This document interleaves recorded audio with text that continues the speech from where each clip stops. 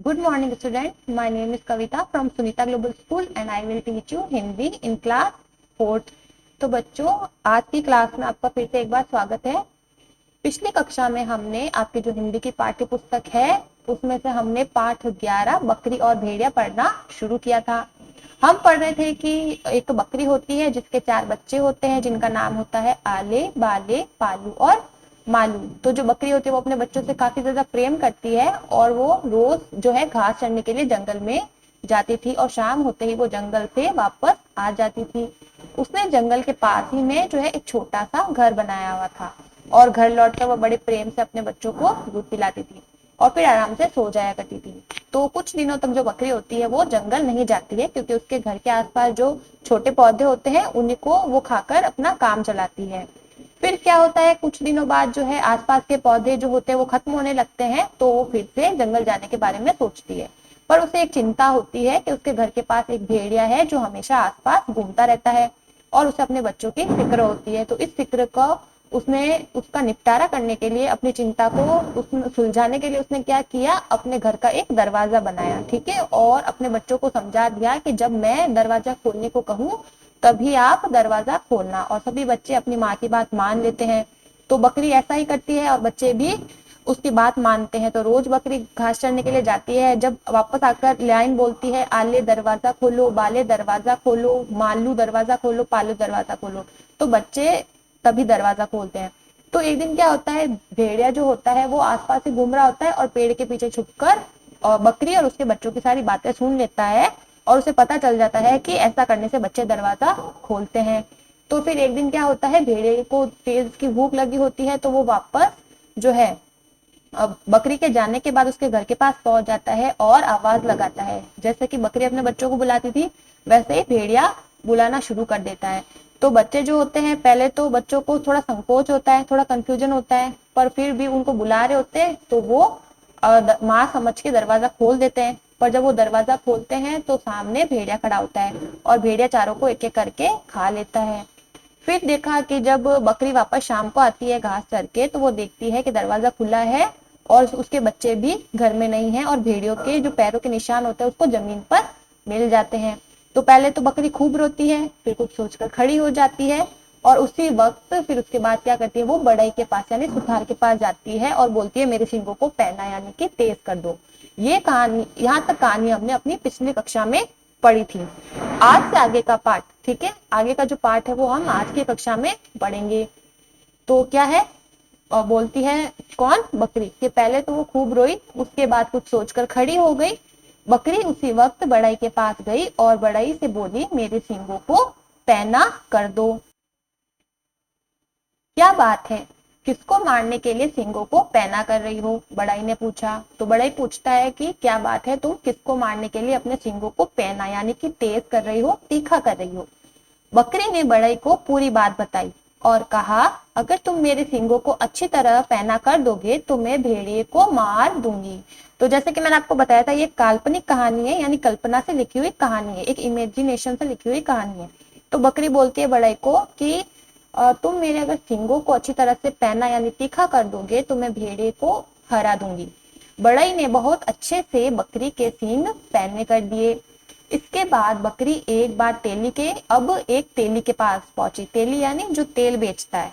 तो बकरी क्या करती है, सींगों को बढ़ई से पैना करवाने के बाद एक तेली के पास पहुंचती है। तेली को सारी बात बताकर बकरी ने कहा मेरे सींगों पर तेल लगा दो। तो तेली के पास जाकर भी बकरी वो सारी बात बताती है कि भेड़िए ने कैसे उसके बच्चे को पकड़ लिया है और खा लिया है। और फिर वो क्या बोलती है तेली को कि मेरे सींगों पर तेल लगा दो और उसे चिकना कर दो, ठीक है। एक तो इसके सींग कैसे हो गए, तीखे, ऊपर से कैसे हो गए, तेल लगाने से चिकने हो गए। बकरी की कहानी सुनकर तेली ने अच्छी तरह तेल लगाकर उसके सींगों को खूब चिकना कर दिया। तो क्या क्या तेली ने अच्छे से उसका तेल लगाया सींगों पर और उसके जो सींग थे वो खूब चिकने उसने कर दिए। अब बकरी तैयार थी। किस बात के लिए तैयार थी, आगे पढ़ेंगे तो हमें पता चलेगा। वह उसी वक्त जंगल की ओर गई और भेड़िए को ढूंढने लगी, ठीक है। उसने सोचा कहाँ गया है भेड़िया, जल्दी उसे ढूंढना होगा, मेरे बच्चे उसके पेट में बंद हैं।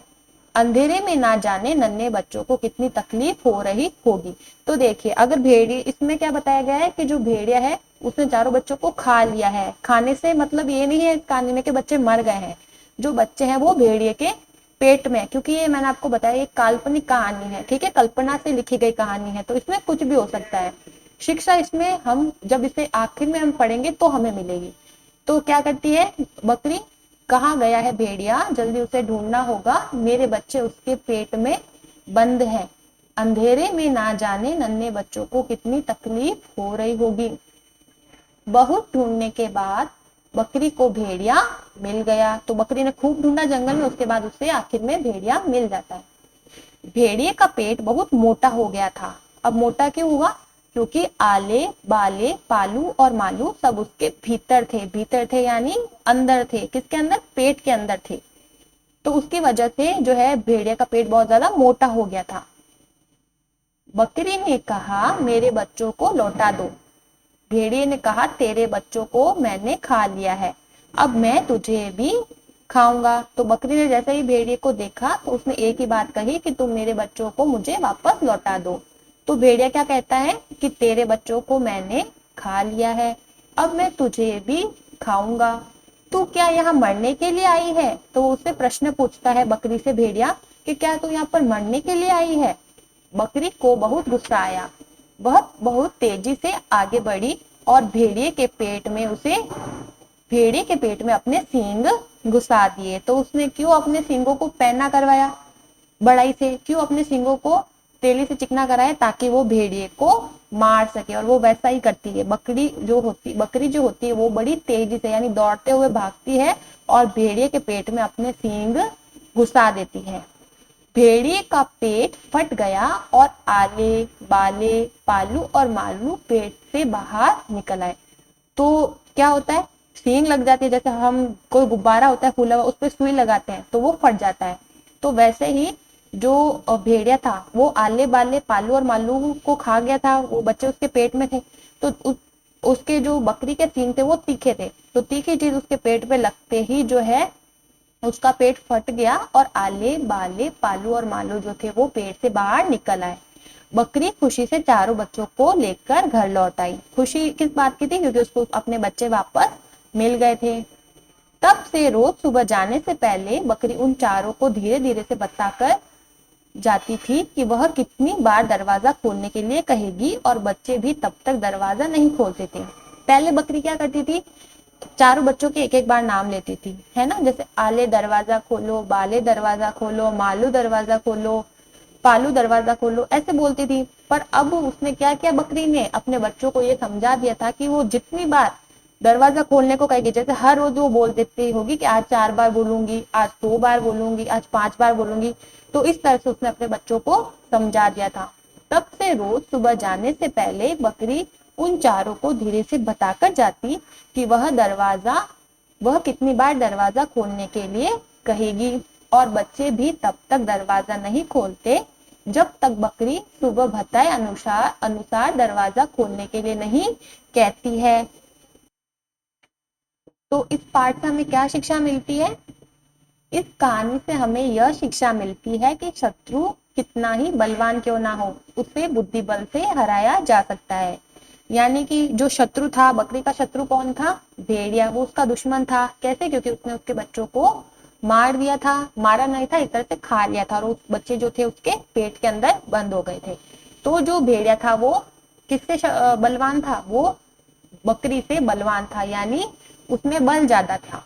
पर जो बकरी थी उसने उसने अपने बुद्धि बल से यानी अपनी बुद्धि से, अपने दिमाग से जो है भेड़िए को हरा दिया था। कैसे हराया था? उसने क्या किया, बढ़ई के पास जाकर अपने सींगों को तीखा करवा दिया और तेली से सींगों को चिकना करवा दिया और जाकर भेड़िए को मार दिया, जिससे उसे अपने बच्चे भी वापस मिल गए और उसका शत्रु जो था भेड़िया वो भी मर गया।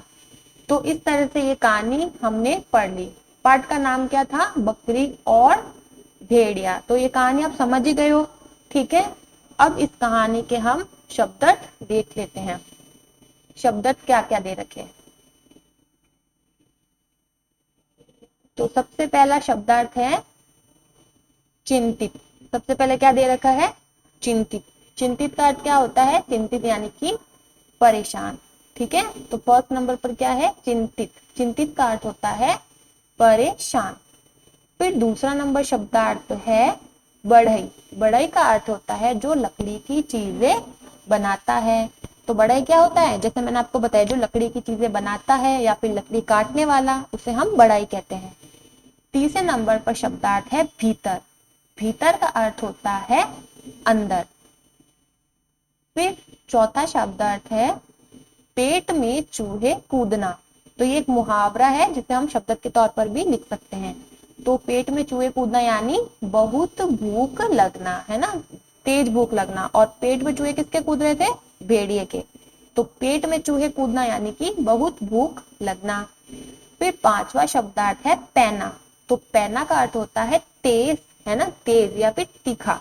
तो पैना किसको कराया था? बकरी ने अपने सींगों को पैना करवाया था, यानी कि तेज करवाया था, तीखा करवाया था।